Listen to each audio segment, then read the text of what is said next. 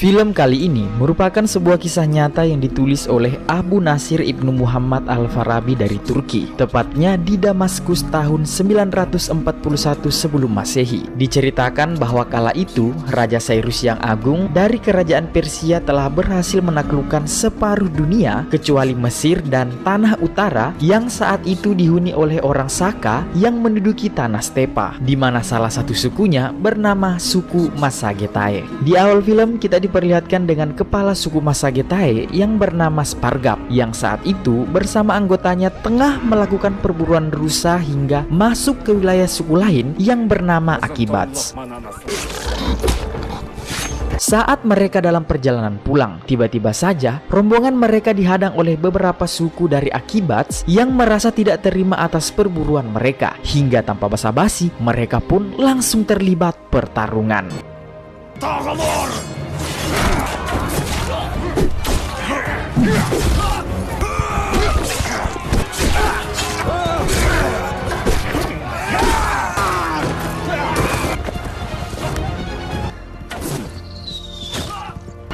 Tidak cukup sulit bagi Spargap dan beberapa prajuritnya untuk bisa berhasil menghabisi musuh. Ya, meskipun di sini salah satu anak buahnya juga harus menjadi korban. Tak membuang waktu, Spargap pun segera bergegas pulang ke rumah, sebab ternyata istrinya akan segera melahirkan. Dan layaknya kepala suku pada umumnya, Spargap begitu mendambakan seorang anak laki-laki untuk menjadi pewaris kepala suku menggantikan dirinya. Namun karena mengalami pendarahan yang begitu hebat, sang istri pun akhirnya harus meninggoy setelah melahirkan seorang anak perempuan yang kemudian diberi nama Tomiris.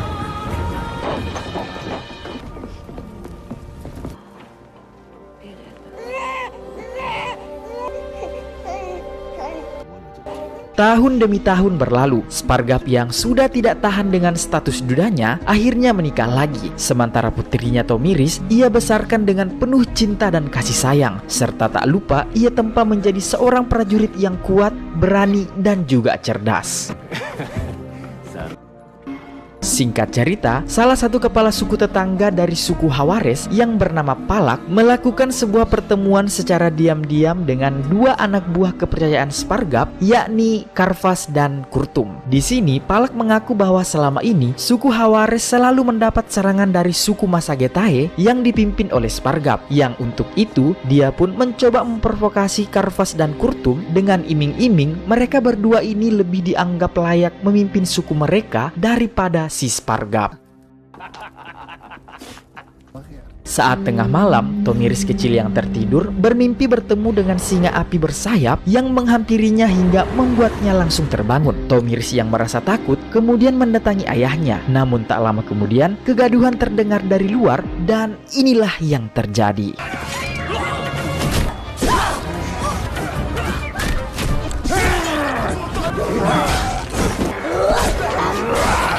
Tak disangka saat itu Karvas dan Kurtum benar-benar melakukan pemberontakan dengan dibantu oleh suku Hawares, di mana tanpa ampun mereka berniat membantai habis seluruh keluarga Spargap. Untuk itu, demi keselamatan anaknya, Karaf diminta oleh Spargap untuk membawa lari Tomiris dan anak-anak lain. Namun naas bagi Spargap karena dia harus metong dihabisi oleh Karvas dan Kurtum.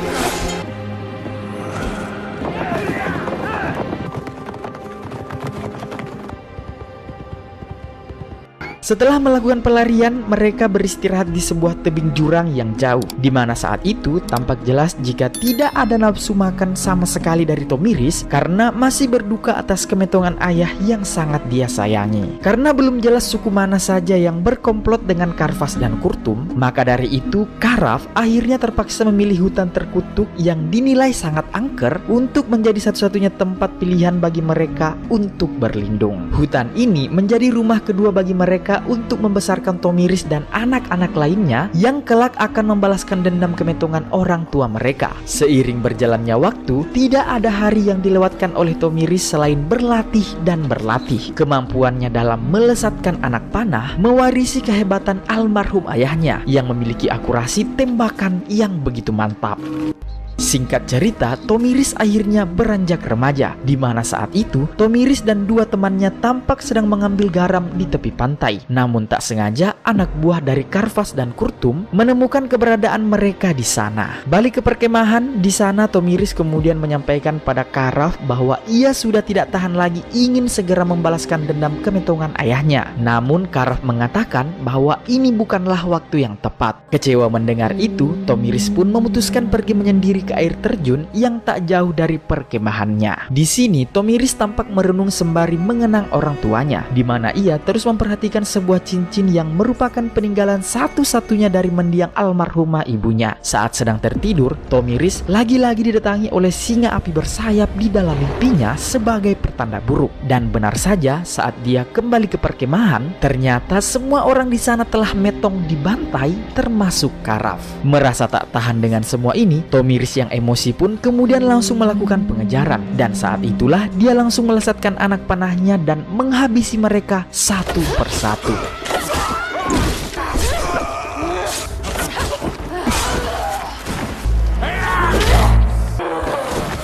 Dalam kondisinya yang terluka parah, Tomiris kemudian menaiki kuda hingga dia tidak sadarkan diri, di mana kudanya tersebut terus saja berjalan jauh hingga ditemukan oleh rombongan prajurit wanita dari suku Savromach. Tomiris kemudian dibawa dan segera mendapat penanganan oleh seorang dukun di sana.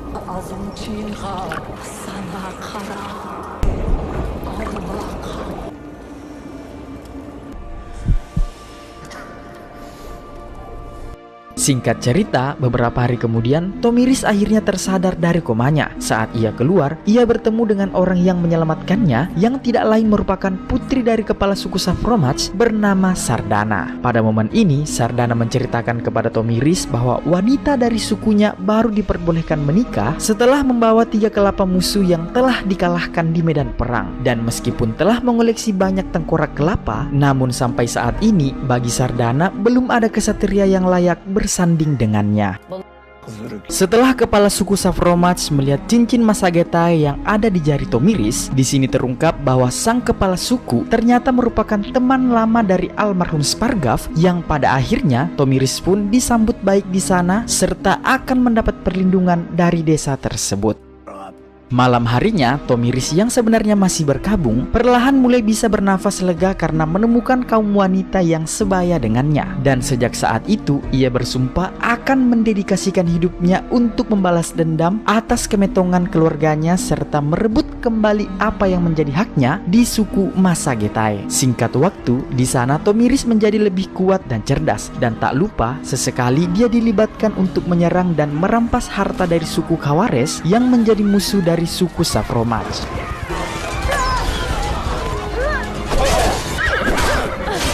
Saat berada di tepian sungai, di sini Tomiris yang kini jauh lebih dewasa mempunyai ide yang lebih cerdas, di mana ia mempunyai ide agar baiknya mereka memancing prajurit musuh keluar dari sarangnya untuk mencegah banyaknya timbul korban serta perlawanan ketika Sardana merampas harta mereka.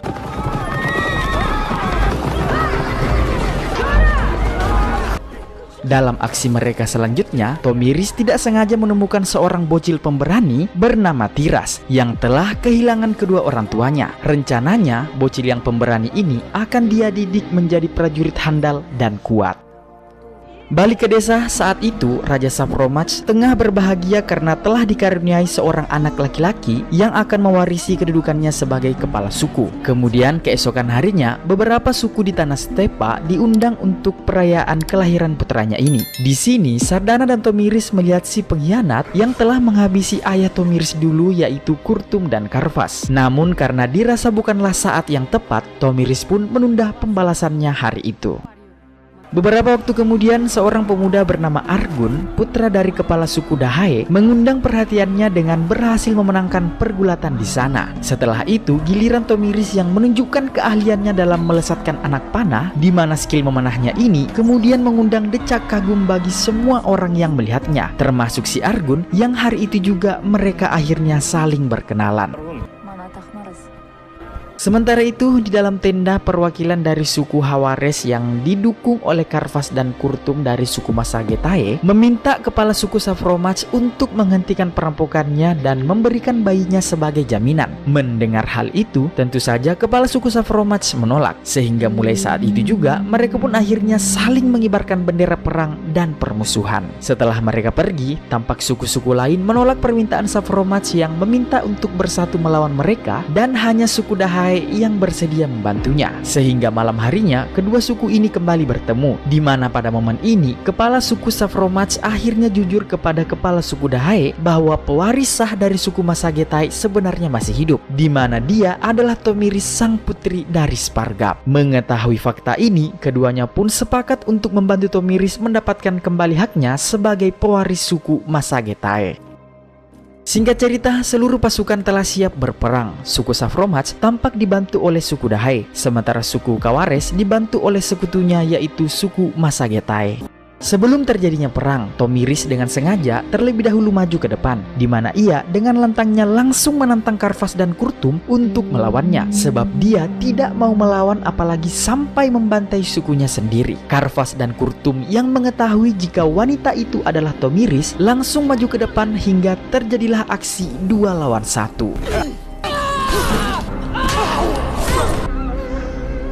Tidak begitu sulit bagi Tomiris untuk dapat menghabisi mereka berdua sekaligus. Di sini, meskipun anak-anaknya sangat marah kepada Tomiris, namun dia berhasil mencegah perang yang lebih besar. Kini bangsa Masagetae telah mendapatkan kembali pimpinannya yang jauh lebih berhak. Setelah itu, Tomiris lalu ikut bersama rombongan pasukannya kembali ke pemukiman suku Masagetae.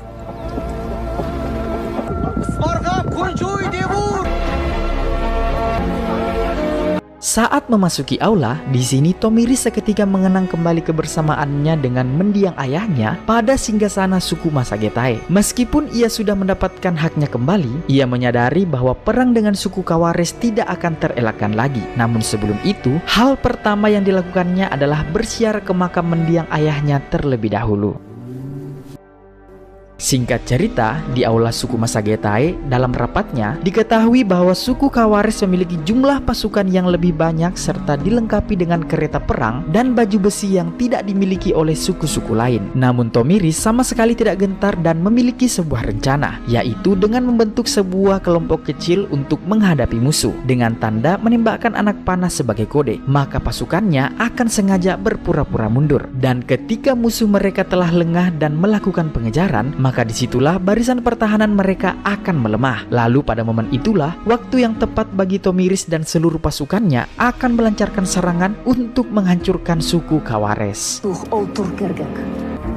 Singkat waktu, hari peperangan pun tiba. Tampak suku Masagetae dan aliansinya dipimpin oleh Tomiris, sementara pihak musuh juga telah siap dengan pasukannya. Hari itu, pasukan Tomiris membuka serangan, di mana sesuai dengan rencana awal, tampak Tomiris dengan sengaja menarik pasukannya dan kemudian memanfaatkan kelonggaran pertahanan musuh untuk langsung menyerang dari segala arah.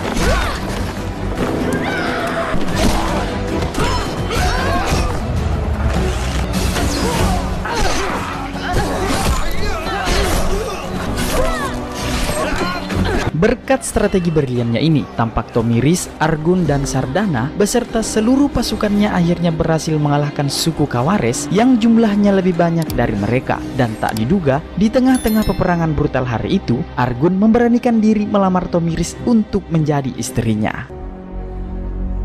Singkat waktu, keduanya pun melangsungkan pernikahan. Di mana dalam pernikahan ini, ketiga suku pun berjanji untuk terus menjalin aliansi dan saling melindungi satu sama lain.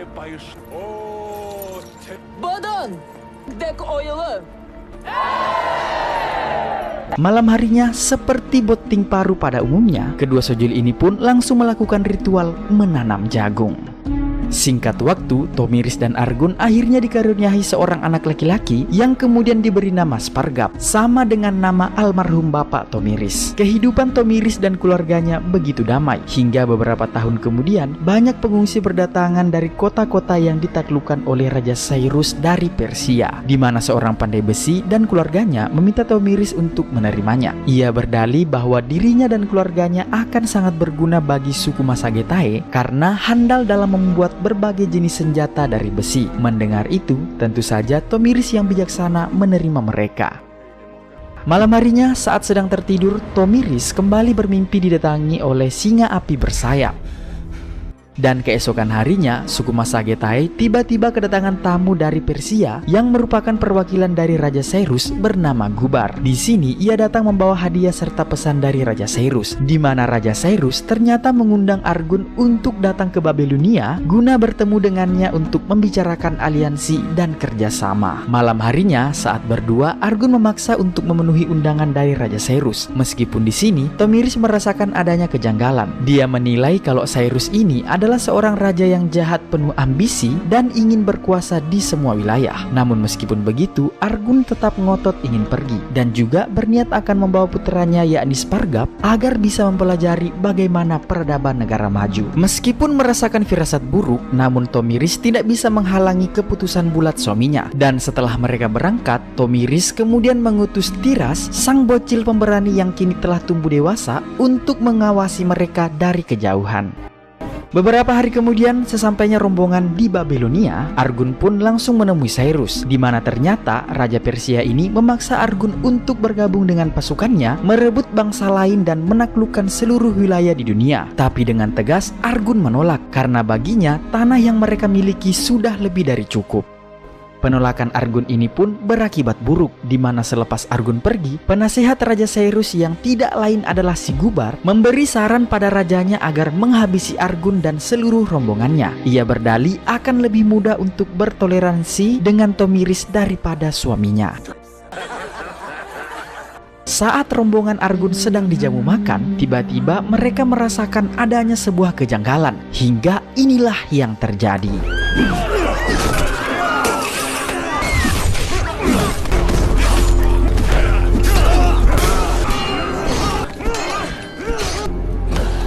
Akibat dari serangan brutal ini, malam itu Argun dan putranya akhirnya metong dihabisi oleh prajurit Persia.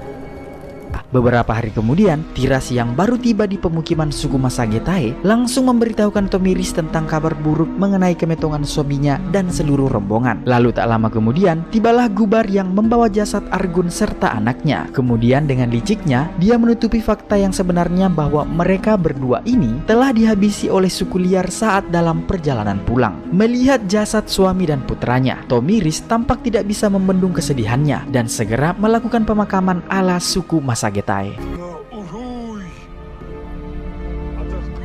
Saat Tomiris baru saja kehilangan dua orang yang ia sayangi, Gubar lalu memberitahu Tomiris pesan dari Raja Cyrus yang ingin membentuk aliansi dengannya dan memperkokoh ikatan mereka melalui sebuah pernikahan. Karena dirasa sudah begitu keterlaluan, Tomiris pun langsung membawa Gubar keluar dari aula, di mana tepat di hadapan seluruh rakyatnya, Tomiris memberikan jawaban dari pesan Cyrus dengan menghabisi si Gubar.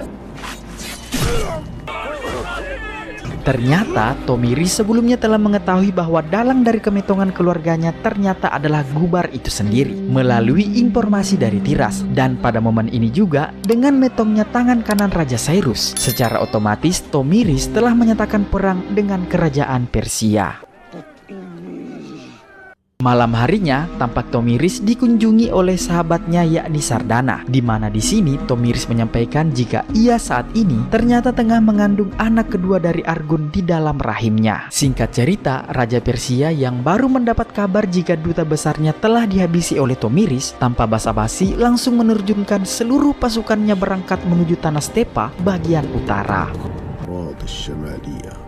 Di sisi lain, Tomiris tampak mulai mengumpulkan seluruh kepala suku Stepa yang sepaham dan satu perjuangan dengannya untuk melawan Cyrus yang sangat keji, yang ingin menguasai wilayah mereka dan menjadikan mereka semua sebagai budak. Sementara itu terlihat si pandai besi tak kenal lelah siang dan malam terus bekerja untuk mempersiapkan persenjataan dan baju besi untuk suku-suku di tanah Stepa. Tak lupa warga sipil dan semua hewan ternak pun dievakuasi, sementara semua sumber air yang berada di sepanjang jalan yang akan dilalui pasukan Cyrus diisi pasir agar mereka mengalami kekeringan. Di sisi lain, tampak Raja Cyrus sudah membaca strategi lama Tomiris yang suka menarik mundur pasukannya untuk melemahkan barisan mereka. Di sini mereka menganggap Tomiris lemah karena jumlah pasukannya yang jauh lebih sedikit dari pasukan Persia. Diketahui pasukan yang paling ditakuti dari Persia adalah Khazar yang dijuluki sebagai pasukan abadi. Sementara itu tampak dalam rapatnya Tomiris yang telah mengetahui musuh sudah semakin mendekat, ia dengan taktiknya kali ini memutuskan akan melakukan serangan dadakan dengan menyerang langsung ke jantung pusat musuh, tempat di mana Cyrus berada. Hal ini dilakukan karena menurutnya jika kepala atau pimpinan musuh metong, maka dipastikan seluruh anggotanya akan panik kalang kabut. Kemudian 100 prajurit terbaik dari setiap suku masing-masing dipilih untuk menjalani rencana ini, sementara pasukan lainnya akan memberikan jalan dan ruang agar misi ini dapat berjalan dengan baik. Tak hanya itu, setiap malam pasukan kecil ditugaskan untuk meneror garis depan musuh agar mereka tak pernah tenang dalam beristirahat, di mana akibatnya barisan terdepan Persia pun mulai kelelahan dan kewalahan akibat kurang tidur.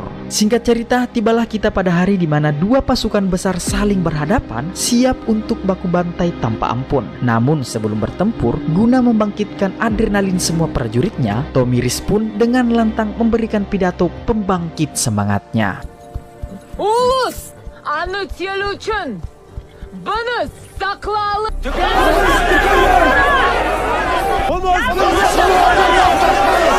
Tak ingin membuang waktu lagi, pertempuran pun dimulai dengan dipimpin langsung oleh Tomiris, di mana dengan pola lamanya ia memimpin pasukan lalu memecah pasukannya menjadi dua untuk mundur. Melihat taktik lama Tomiris, di sini Cyrus dibuat tertawa karena merasa telah membaca pola lama musuh. Padahal misi yang sebenarnya dia sengaja membagi pasukannya menjadi dua untuk mundur agar pasukan musuh memberikan ruang pada bagian tengah, guna memberikan kesempatan bagi 100 prajuritnya untuk bisa menembus langsung ke jantung pertahanan musuh tempat Cyrus berada.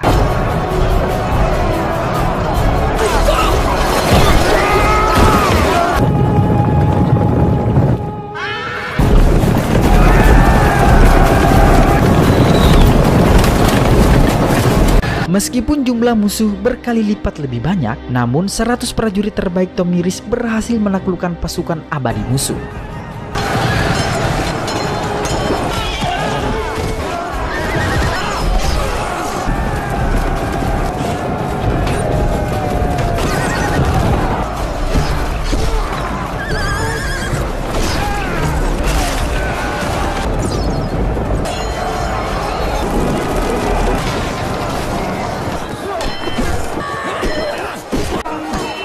Pada momen ini, Sardana dan Tiras yang berada di garis depan tampak dengan gagah berani berjuang mengeluarkan seluruh kemampuan mereka.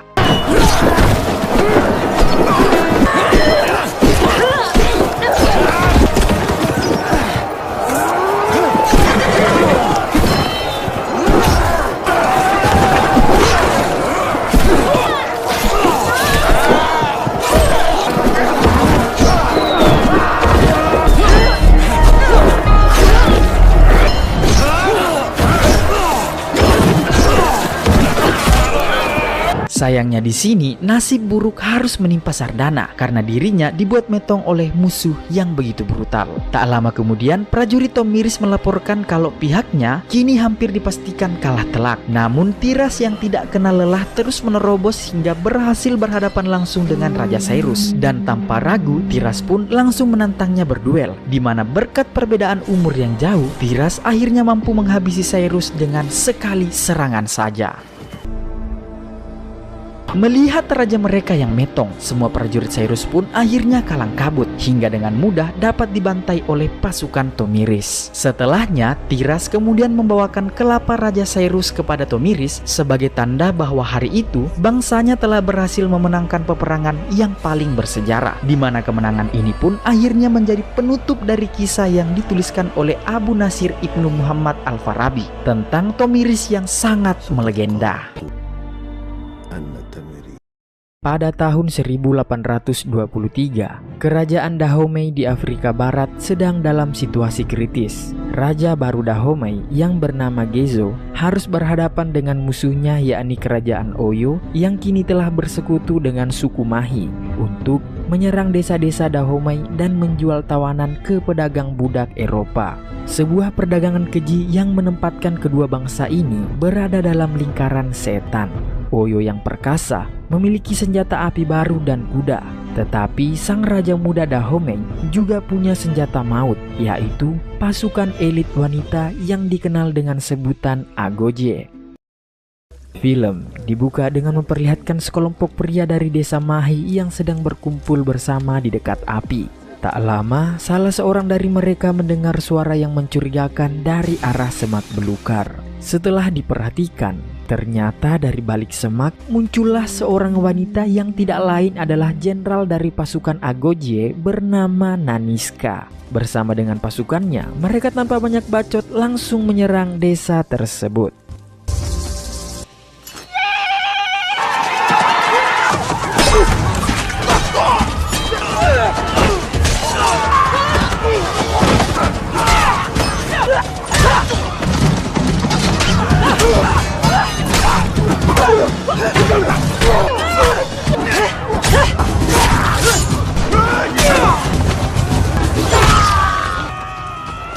Ternyata sop kemampuan dari pasukan wanita Agoje ini tidak dapat dianggap enteng, sebab dengan mudahnya mereka terlihat membantai para lelaki di desa itu.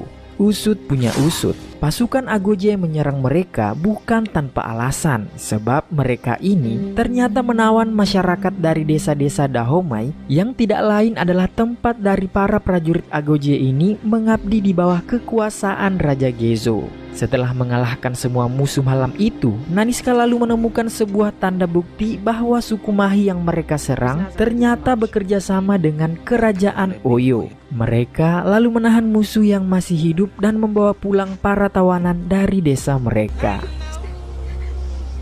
Scene lalu beralih memperlihatkan kerajaan Dahomey. Para Agoje yang pulang bersama tawanan budak disambut oleh para warga dengan penuh kebanggaan. Mereka dianggap sebagai pahlawan karena telah berjuang demi kebebasan para budak.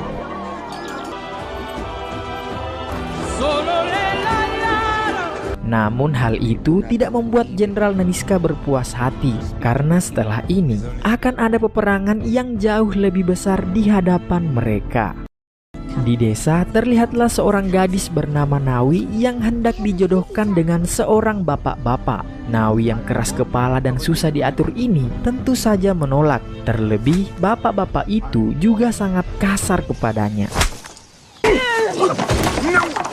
Karena hal itu, ayahnya pun memutuskan untuk menyerahkan Nawi pada kerajaan agar Nawi dapat belajar bagaimana kerasnya hidup. Nawi pun disambut oleh seorang prajurit bernama Izogi dan dia diajak masuk ke dalam kawasan Agoje, tempat di mana para prajurit wanita itu tinggal bersama-sama sambil melindungi Raja Gezo dan juga kerajaan Dahomey pastinya.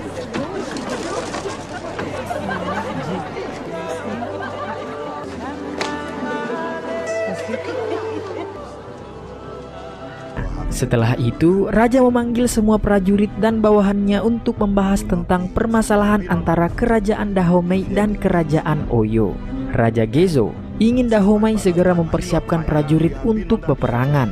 Namun keputusan itu ditentang oleh Jenderal Migan karena ia merasa Dahomey masih belum cukup kuat untuk menghadapi kerajaan Oyo. Apalagi Oyo saat ini memiliki jumlah prajurit yang jauh lebih banyak serta dilengkapi dengan kuda dan persenjataan. Para jenderal akhirnya berdebat mengenai keputusan raja. Sebagian dari mereka setuju dengan Migan agar tidak terjadi pertumpahan darah. Jika perdagangan budak bisa mendamaikan mereka, maka lebih baik untuk mengambil jalan tersebut. Satu-satunya orang yang setuju dengan Raja Gezo adalah Jenderal Naniska. Naniska benar-benar benci dengan ide perdagangan budak karena ia merasa Dahomey memiliki banyak hal yang bisa diperjualbelikan selain manusia. Misalnya emas atau mungkin minyak kelapa sawit. I promise. Project. Keesokan harinya, Naniska menjelaskan persyaratan apa saja yang harus diemban oleh seorang prajurit Agoje. Selain daripada melindungi raja dan kerajaan Dahomey, mereka juga dilarang untuk bersuami dan mempunyai keturunan. Dengan dilatih langsung oleh Naniska, Izogi, dan Amenza, dalam pelatihan pertama, mereka semua diminta untuk membuat senjata dari seutas tali. Di tengah pelatihan itu, Nawi berkata tali ini bukanlah senjata. Hal itu pun didengar oleh Naniska. Ia kemudian memberikan pedangnya kepada Nawi dan menyuruhnya untuk memenggal kepala boneka prajurit. Dalam nyatanya, Nawi gagal melakukan perintah Naniska. Di sini, Naniska berusaha menjelaskan bahwa segala sesuatu itu tidak bisa dipelajari secara instan, melainkan ada proses yang harus dilalui untuk bisa sampai ke tahap tersebut. Pada awalnya, semua itu memang tampak sangat berat untuk Nawi. Namun untungnya ada Izogi yang selalu menguatkan Nawi dan juga mendukungnya. You are caught in a body.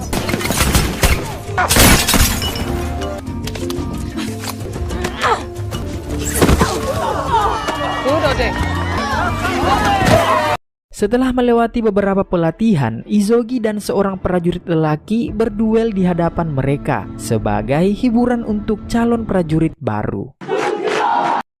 Mereka berdiri berhadapan dengan sebilah tombak dua sisi dan masing-masing berada di dada mereka. Perlahan-lahan mereka pun saling mendorong karena setiap dorongan akan membuat tombak itu masuk semakin dalam. Sampai akhirnya prajurit lelaki itu pun menyerah karena ia tak mampu lagi menahan rasa sakit. Kira-kira begitulah standar bagi seorang prajurit Agoje. Ia harus kuat, tangguh, dan juga berani. Keesokan harinya, saat para senior Agoje memberi contoh latihan menebas pada anggota baru, tiba-tiba boneka prajurit meledak dan mengeluarkan api. Sadar perbuatan itu pasti dilakukan oleh beberapa calon prajurit, Naniska pun lalu mengumpulkan beberapa dari mereka yang dicurigai melakukannya. Saat semua anggota baru itu akan dihukum, Nawi tiba-tiba maju mengorbankan dirinya dengan mengakui kalau perbuatan itu hanya ulahnya sendiri. Naniska kemudian mempertanyakan bagaimana cara ia membuat ledakan tersebut. Nawi pun menjawab bahwa ia tidak harus menggunakan bubuk mesiu untuk meledakkan sesuatu, melainkan cukup dengan bunga api saja. Melihat kesombongan dan ketidakdisiplinan dari Nawi, Naniska pun berencana untuk mengeluarkannya. Dengan penuh rasa bersalah, Nawi memohon agar ia tidak dikeluarkan sebagai calon prajurit. Ia pun diberi kesempatan, namun dengan hukuman, pedangnya diambil sementara oleh Naniska. Merasa bersalah dengan perbuatannya itu, Nawi pun mulai berlatih lebih keras. Diam-diam ia berlatih sendirian karena ingin membuktikan keseriusannya pada Naniska dan Izogi. Keesokan harinya, pasukan kerajaan Oyo akhirnya tiba di Dahomey. Seperti biasa, Jenderal Obaade, yakni perwakilan dari kerajaan Oyo, datang untuk membeli beberapa budak sebagai upeti. Bukannya menyiapkan budak, Raja Gezo malah menyiapkan minyak kelapa sawit. Jenderal Obaade pun mengatakan jika Raja Gezo menolak permintaan mereka, maka kerajaan Oyo akan memboikot pelabuhan yang mereka gunakan sebagai jalur perdagangan. Karena keduanya tidak mau mengalah, Raja Gezo pun akhirnya menawarkan kesepakatan di mana mereka akan mengirimkan 20 prajurit Agoje dengan imbalan agar kerajaan Dahomey bisa tetap menggunakan pelabuhan.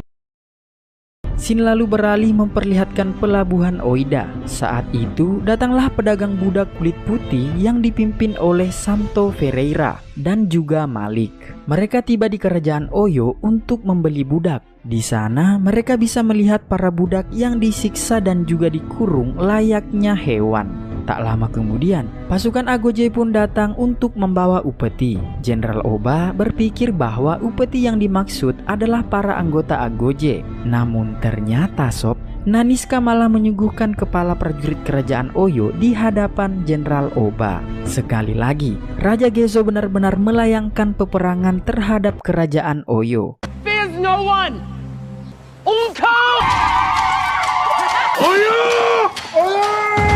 Hal itu pun membuat Jenderal Oba marah dan memanggil semua prajuritnya. Bukannya kabur, Naniska malah diam di sana dan berhadapan dengan Jenderal Oba. Nawi yang melihat hal itu berusaha membantu Naniska.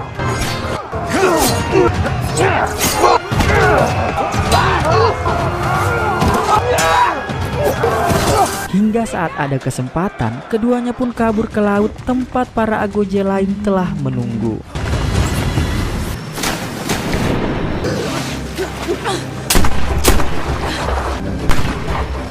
Perbuatan Nawi tidak membuat Naniska berterima kasih atau bangga. Ia malah marah pada Nawi karena tidak mengikuti rencana. Padahal orang yang tidak mengikuti rencana adalah Naniska sendiri. Namun entah mengapa ia begitu sentimen terhadap apapun yang dilakukan oleh Nawi. Dalam perjalanan menuju kerajaan Dahomey, Nawi tidak sengaja bertemu dengan Malik yang saat itu sedang mandi. Keduanya pun berkenalan. Di sini Malik bercerita bahwa ia sebenarnya setengah Dahomey. Ibunya berasal dari Dahomey, sedangkan ayahnya adalah orang kulit putih.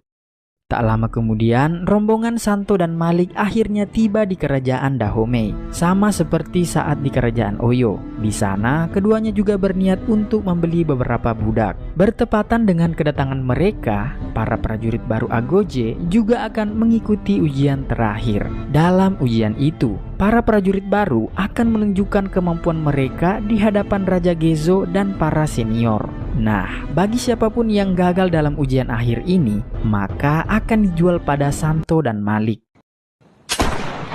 Di awal ujian, mereka dihadapkan dengan tumpukan ranting tajam yang siap menyayat kulit mereka.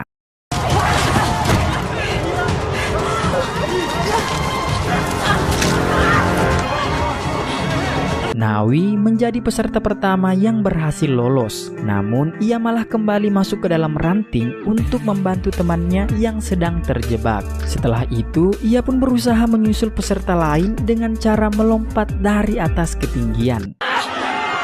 Dengan terpincang-pincang, ia berlari dan berhasil mendahului rekannya. Hingga tibalah ia pada tantangan terakhir, yakni ia harus menumbangkan beberapa pasukan yang siap menghalanginya sampai di finish. Nawi pun memperlihatkan skillnya selama proses latihan. Setelah berhasil melewati penjagaan yang begitu ketat, Nawi pun akhirnya berhasil menjadi juara dalam ujian tersebut. Atas keberhasilannya menjadi juara, ia langsung mendapatkan hadiah penghargaan dari Raja Gezo berupa sebuah pedang. Karena semua peserta sudah berusaha keras, Naniska pun memutuskan kalau semuanya dinyatakan lolos menjadi anggota Agoje. Setelah ujian selesai, para prajurit senior Agoje mengobati anggota baru yang terluka. Di tengah pengobatan itu, Naniska terkejut melihat bekas luka di bahu Nawi. Nawi menjawab, ayahnya menyebut luka itu sebagai tanda setan saat ia pertama kali menemukan Nawi di panti asuhan. Dan entah kenapa sob, hal itu membuat Naniska begitu terkejut. Apalagi saat ia mengetahui kalau Nawi ini adalah seorang yatim piatu. Di luar, Malik menemui Nawi dan mengajaknya bertemu nanti malam. Terlihat jelas bahwa si Malik ini tertarik pada Nawi. Sayangnya, Nawi tidak bisa memastikan ajakan Malik karena ia tidak tahu apakah nanti malam bisa keluar dari istana atau tidak. Malam harinya, para anggota Agoje melaksanakan upacara dengan harapan para leluhur akan merestui perjalanan para anggota baru dan mereka akan selalu dijaga.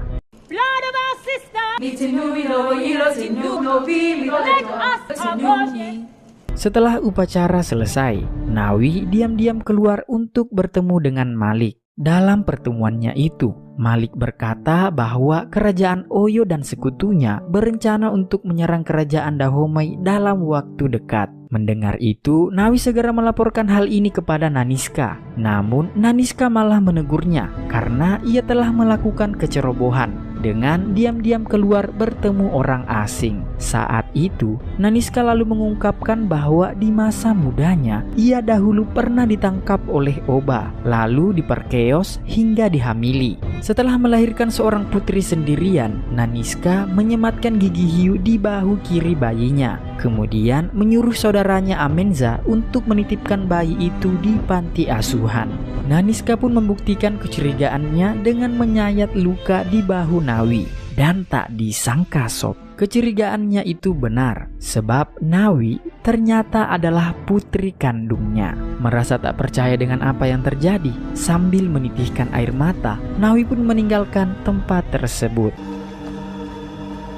Keesokan harinya, Naniska dan para prajurit melihat pasukan Oyo dan sekutunya yang sudah semakin dekat dengan kerajaan Dahomey. Karena jumlah musuh yang begitu banyak, Naniska meyakini bahwa sebelum mereka sampai, rombongan itu pasti akan membuat tenda di wilayah mereka. Berkat ide dari Nawi, Naniska lalu menerapkannya dengan memerintahkan seluruh prajurit untuk mengumpulkan bunga api. Kemudian menyiapkan strategi penyergapan terhadap pihak Oyo.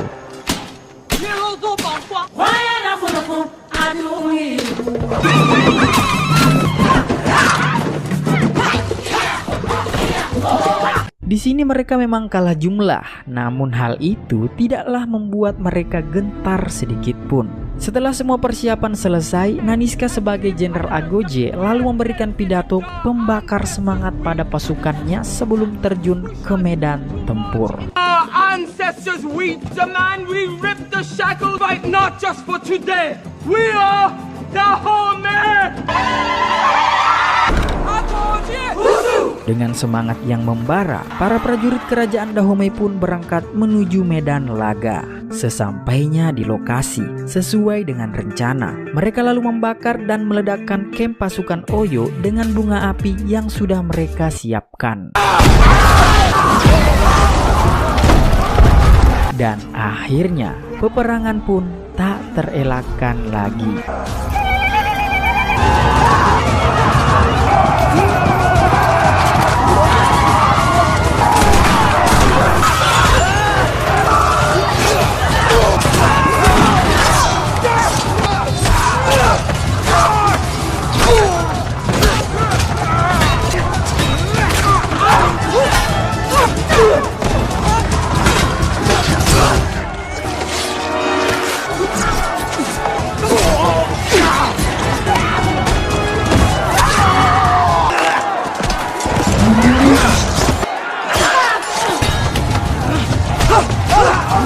Di tengah pertempuran yang berlangsung, seorang pasukan Oyo lalu melemparkan Nawi ke arah jurang dan membuatnya pingsan.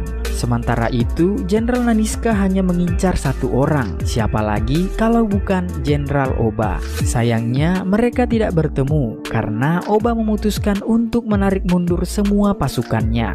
Dengan itu, Agoje pun dipastikan menang dalam peperangan. Namun hal ini membuat mereka tidak sadar bahwa beberapa Agoje telah diculik oleh pasukan Oyo. Dalam perjalanan ke kerajaan Oyo, Nawi terbangun melihat Agoje lain di sebelahnya. Di sana juga ada Fumbe sahabat Nawi yang juga ikut ditangkap. Nawi yang melihat Fumbe memiliki kesempatan untuk kabur, jadi ia pun menyuruh Fumbe untuk pergi dan menyampaikan hal ini pada Naniska. Di kerajaan Oyo, Nawi bertemu dengan Izogi. Ia terkejut karena saat itu Izogi mengalami patah tulang serta patah semangat karena sulit bagi mereka untuk kabur dalam situasi itu. Namun, Nawi terus berusaha untuk menguatkan Izogi agar mereka tidak menyerah. Ia kemudian membantu Izogi untuk meluruskan tulang lengannya. Sementara di kerajaan Dahomey, salah satu sahabat Nawi yang berhasil kabur melaporkan pada Naniska bahwa beberapa prajurit Agoje termasuk Nawi dijadikan tawanan dan dibawa ke kerajaan Oyo.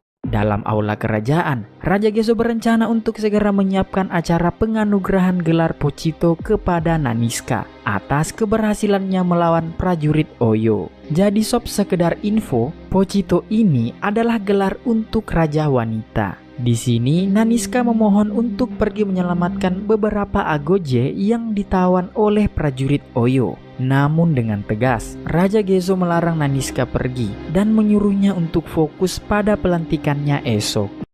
Kembali ke kerajaan Oyo, satu persatu agoje dijual dengan harga yang lebih tinggi dari budak biasa. Saat giliran Isogi dan Nawi yang akan dijual, mereka melakukan upaya pelarian diri.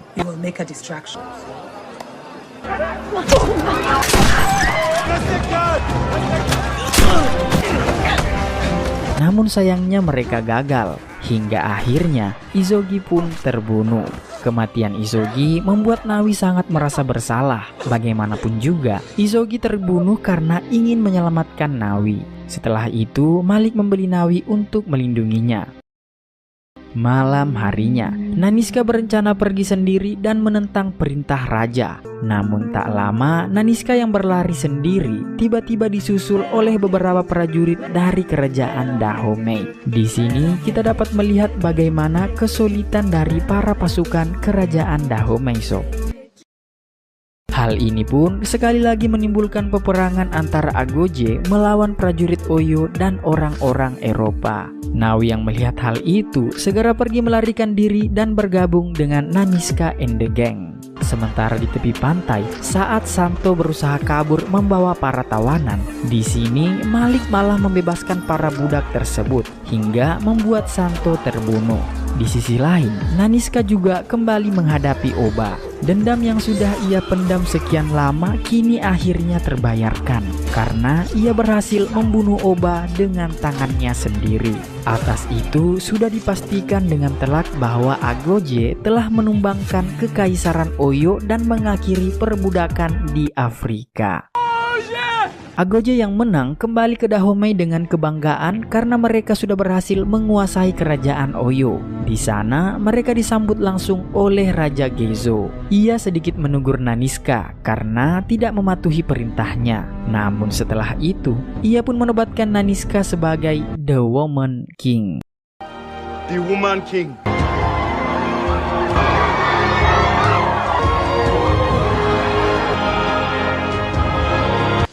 Di akhir film sob, kita diperlihatkan Naniska dan Nawi yang kini telah mengakui hubungan darah di antara mereka. Semua agoje kemudian merayakan pengangkatan Naniska dan film pun berakhir.